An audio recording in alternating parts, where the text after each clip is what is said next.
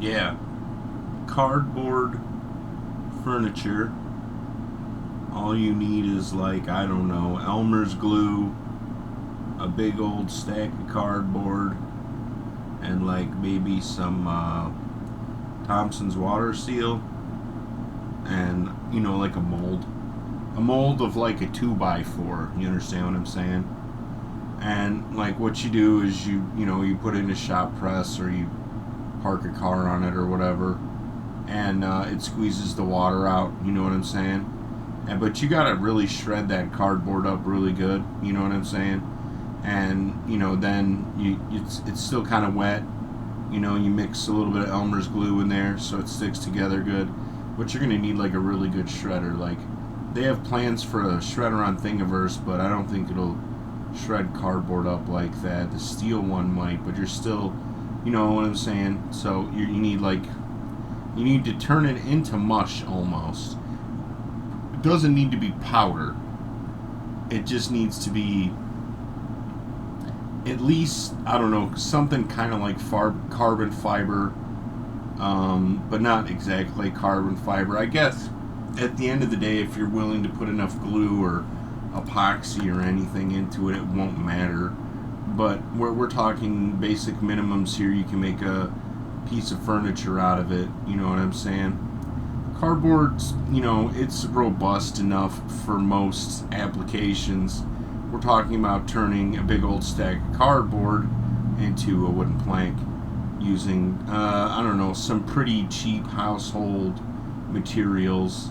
And this is, I don't know, it's not a great idea or anything by any measure, but it could work. And with the price of lumber being what it is, and people thinking about recycling more, this is kind of a half step, not a whole step, into creating a sustainable sort of a byproduct people can make themselves with simple household materials. Now, I know what you're thinking.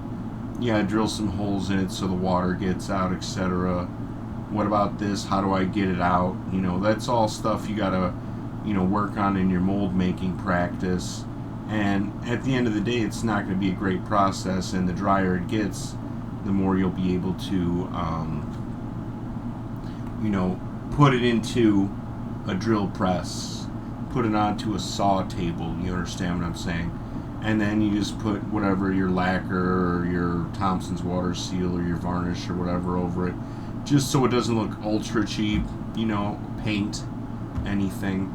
And this is more of a harebrained idea than anything, but it could work in a sort of a recycling sense, because I know those they stack a billion cardboard boxes up behind KFC. You know what I'm saying? And I was looking at it like maybe it's like the pallets. They have all those pallets they throw away outside some of those shops. They don't know what to do with it. Same sort of thing. Maybe it's not. I think the majority of them go in the trash anyways. So maybe we're just thinking about sort of a recycling idea to give to someone. Boom, you can make lumber from cardboard, but it's not great lumber. But I mean, plyboard isn't great lumber.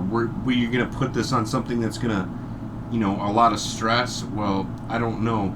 You're going to have to use, like, what I'm saying, planks of cardboard, and it's going to have to be at least as thick as a plank of plywood for it to be, sustainable, unless you have it glued together, epoxied together, whatever else, and stiff enough so that it doesn't break under normal constraints, under normal pressure. But it's just a thought. It doesn't mean anything, you know what I'm saying? And you've seen Amiibo. Nintendo makes toys out of these cardboard sort of things for the Switch, so you can sit in a car when you play Mario Kart or whatever. You know what I'm talking about. Same sort of idea, different sort of venue. This is I don't know, more of a earth-friendly sort of a thing, but I was just thinking about it because, I get a bunch of stacks of cardboard at the end of the month or whatever, a bunch of stacks of glass jars from this, that, and the other. And, there's got to be a thing I can do with this that's, sort of okay. I'm not saying let's, get crafty on every piece of household trash we get, but we could do better with it because the packaging is part of what I bought. Therefore, if I can reuse the packaging in my own processes, it's still a good idea, I guess. But it's sort of a harebrained sort of thing. I don't know if I could actually sell this idea to someone without like a manufactured mold and like a process and a product, which is a little bit more of a step than I want to take on something so simple.